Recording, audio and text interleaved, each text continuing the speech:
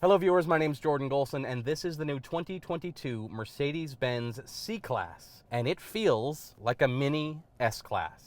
Now what that means is this is the entry-level sports sedan for Mercedes-Benz. Starts around $45,000 and goes up from there, but not that far up, just into the low 50s if you go and check absolutely every option box. But you don't have to do that to get a lot of this cool stuff. This big touchscreen here in the center, this all-digital dash, all that stuff is standard. And it feels like an S-Class in here. The S-Class is basically the pinnacle of automobiles that you can buy. Sure, there are some more expensive ones, Maybach from Mercedes-Benz, Rolls-Royce, things like that. But in terms of your general everyday car, the S-Class is it. A lot of the features from the latest generation S-Class have made their way down into this at a much more reasonable, affordable price point. And it's really impressive. So let's just start with the interior here. The big screen, this is running something called MBUX, which is Mercedes-Benz User Experience. And the whole thing is doing that. Up here you have big digital screen. So you can change these. There's a few different modes you can be in, but I like this sort of like the standard analog one. And you got your speedometer on the left, tachometer on the right.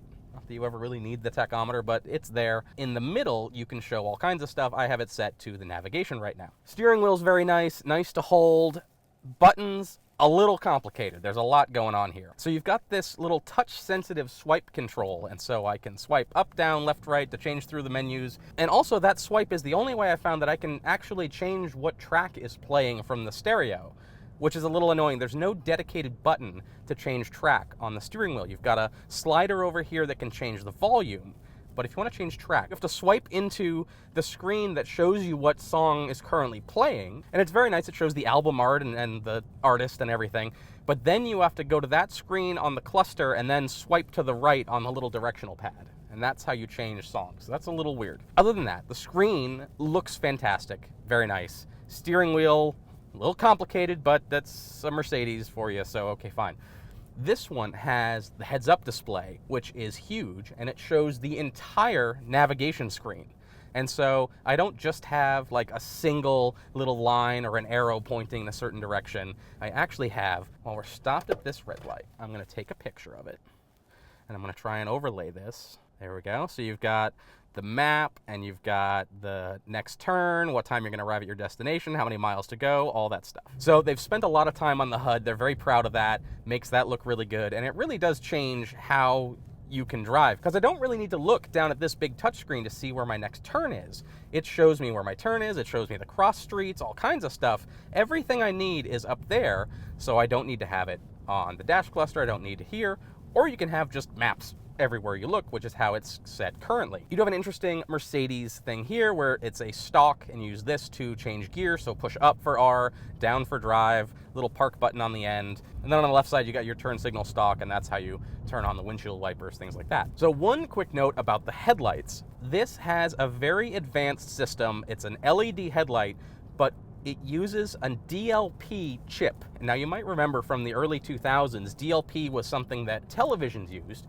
and there was basically a very bright light source and then a tiny computer chip with millions of tiny mirrors on it that can wiggle about and create a display. And the headlights are doing the same thing. So theoretically, you could even watch a black and white movie because the technology is literally identical to that one used in overhead projectors and televisions and things like that. But what they use it for here in the car is to display all kinds of things using the headlight. So if you drift out of your lane, you will get a warning from the lane departure system, but it'll also flash a little triangle warning symbol on the ground in front of the car. And in Europe, what it does is your high beams are on all the time, and the cameras can determine when oncoming traffic is coming and not shine the high beams on the oncoming cars. Now that technology is not currently legal in the United States. You could have high beams on the right-hand side, but not on the left, for example. So you could see if there's deer or pedestrians on the right side of the road, but not blind oncoming traffic. Because the technology is so good, the car knows when there's oncoming traffic and won't blind them. So your high beams end up being on all the time, which is amazing. Now, the National Highway Transportation Safety Administration, or NHTSA, is changing the rule. The rule has been rewritten, it's gone through a comment process, it's been approved, and now we're just waiting for it to go into effect. And what Mercedes told me is they're going to be able to update all their cars that have this advanced lighting technology over the air to make the European level spec work in the United States.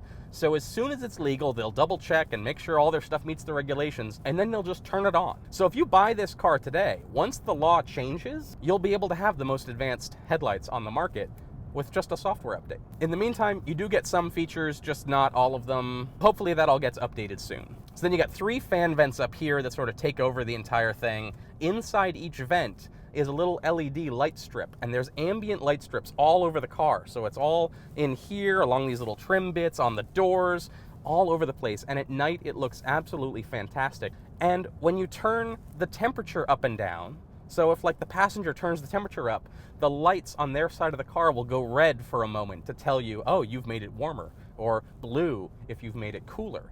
That's super cool. Ambient light is standard, but then there's an enhanced ambient light kit that this has, and so you get more light strips and more brightness and more everything. And it's such a cool feature to impress your friends, because I love ambient light. I loved it when I drove the Jeep Grand Cherokee. I love it here. And the fact that you can go into the menus and change the colors and animate it and all that is super, super cool. And speaking of changing settings, here you have the giant touchscreen. And the screen is a little bit of a fingerprint magnet, I must say. This screen is running the latest generation of MBUX. It does have wireless CarPlay and Android Auto, but if you use the navigation, you get to see the map here, you get it on the HUD, all that. So that's a big advantage. It does have a feature where you can actually talk to it in the same way you talk to Alexa or Siri. So you can even say things like, I'm cold, and it'll turn the temperature up, or navigate me to the nearest Starbucks, things like that, and it'll automatically do that for you. And the system in general is very responsive. So you've got a nice little home button here. You can go into apps, you can change the settings, you can get info on the car. Mercedes is very proud of all this, and there's a little favorite button here, so you can get into all kinds of stuff. I love this. It's something called Seat Kinetics, and you hit play, and it's not a massaging seat,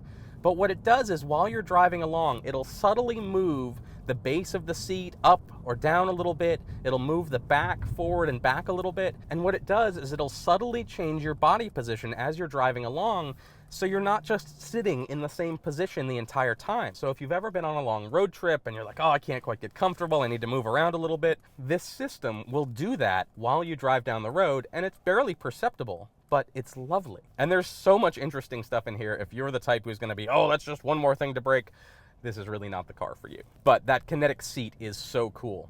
Another thing that it has, automatic seat positioning. So you tell the vehicle how tall you are, and it'll automatically place the seat and the steering wheel in the right position for whatever your height is. Now, I have a little bit taller torso than most, so I did have to adjust. I like sitting lower in the car rather than higher, but it gives you a great starting point. And you're like, oh, okay, that's nice. This has the Burmeister stereo in it, and that is fantastic. But one of the cool things it has is you can go into the menus and set your personal sound profile. It lets you customize all these settings in the stereo so you can get it set up just the way you want. And all this stuff is fantastically complicated, but they work really hard to make it as easy as you want. So if you want it to be easy, you can just ignore it all or set it up once, which is probably what'll happen at the dealership, is you go set your sound profile and that's it. Or if you want to dive into all the settings, you can do that too. You can go into the ambient lighting and you can change the color if you want. Be like, oh, I want it to be red, or I want it to be blue, or you go into multicolor and be like, oh, I want it to be this purpley yellow. Calls that burning blue, ocean blue, Miami rose, Malibu sunset. Malibu sunset sounds nice. We'll leave it on that. Effects, and so this will allow you to change the settings for the color changing when you turn on the climate, or if you're getting out of the car, things like that. It's just, there's a bunch of different settings here, and the ambient lighting can just be endlessly entertaining for you and your passengers. So remember how I said the stereo had custom settings for each driver, right? Well, how does it know who's driving? Well, this right here is a fingerprint scanner. And so you can put your finger on it and it'll know who you are when you get in the car. In some cars, you can attach the profile to the key fob, right? So you have one, your spouse has one, and it knows who you are based off that.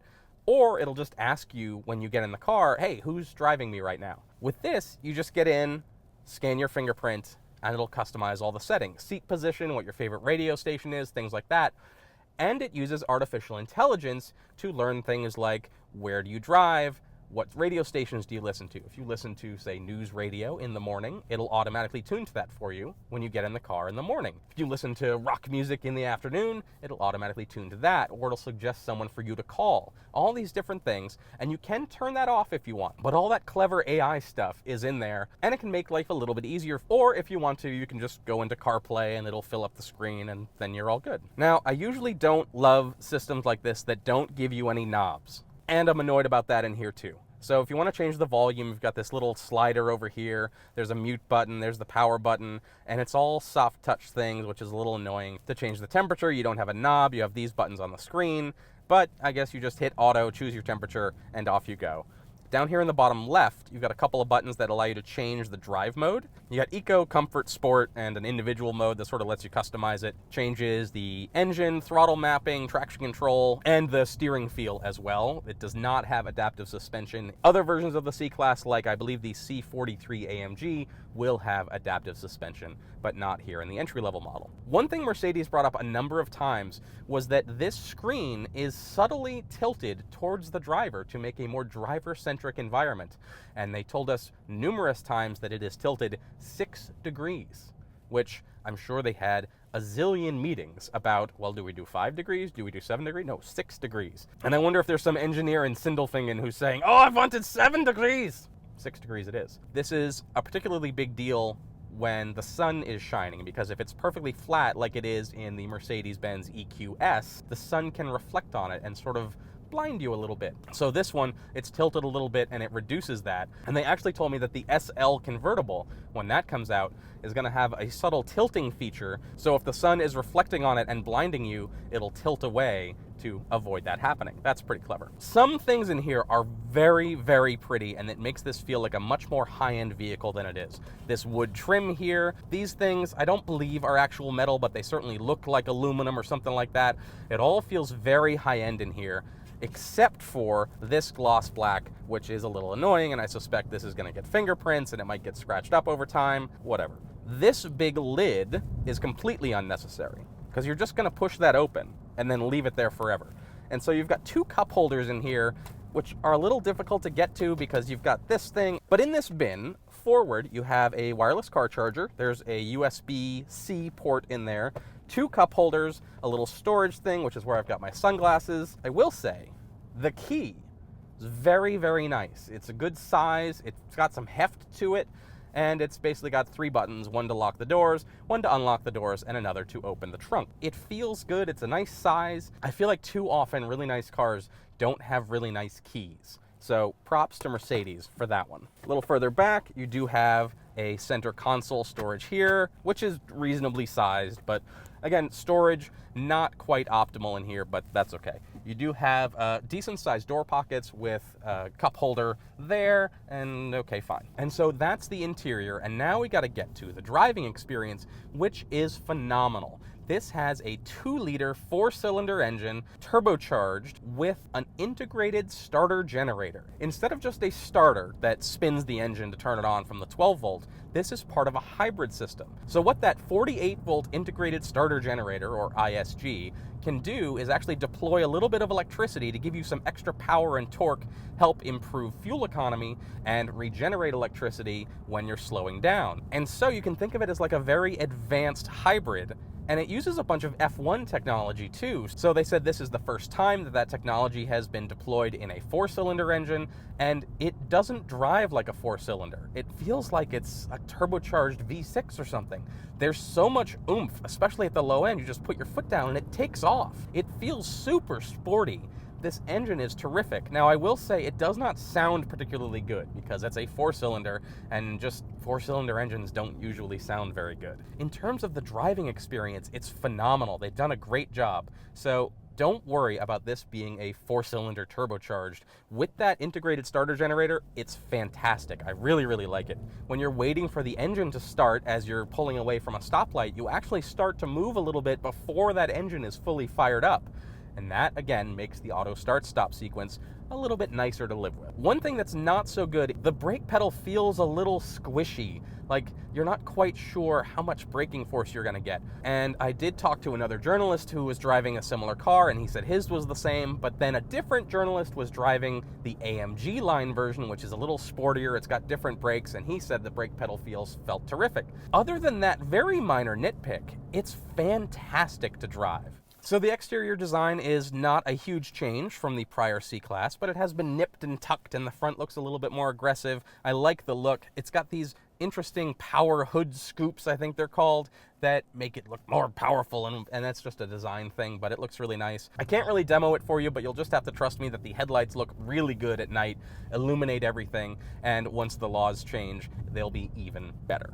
Seats are very comfy, everything feels premium, the whole car is very elegant and nice, and I think it's going to be very tough competition for everything else in the segment. BMW 3 Series, even like Tesla Model 3, things like that, and it makes me really excited for when they come out with an electric version, which will probably be called the EQC. If you're looking for a sports sedan like this, I think this has to be my #1 recommendation. It's got almost all the features. It's 90% of an S-Class at a much, much lower price point, less than half the cost of an S-Class. Sitting here, you might as well be in an S-Class because you've got the big center screen and the screen here, and you've got the ambient light, and you got everything. And all that for just about $50,000. The only thing this one is missing is it doesn't have the adaptive cruise and all the fancy safety stuff, which is a little messed up because that's standard in like a Hyundai Elantra. Why am I having to pay extra for that in this, which is $50,000? I guess they're trying to keep it under 50 because the MSRP on this is just under 50,000. And if you go start checking option boxes, that's going to put you a little over. But still, I'm a little disappointed that that's not standard, but just pay a little extra for it and then you'll have it. One thing that's pretty cool about using the navigation is it'll tell you what lane you need to be in, but it'll show you with these floating blue arrows where your turn is, what street you're turning onto. It just gives you an interesting reference point for where your turn is. Now in the current S-Class, this sort of system with the floating blue arrows is actually up in the HUD. That hasn't quite made it to the C-Class, so that'll come in a generation or two. But this is a very cool technology, augmented reality, floating blue arrows. I really like it. And that's the 2022 Mercedes-Benz C-Class. If you enjoyed this review, like and subscribe, and click here to watch another review. Thanks so much for watching this one. Drive safely.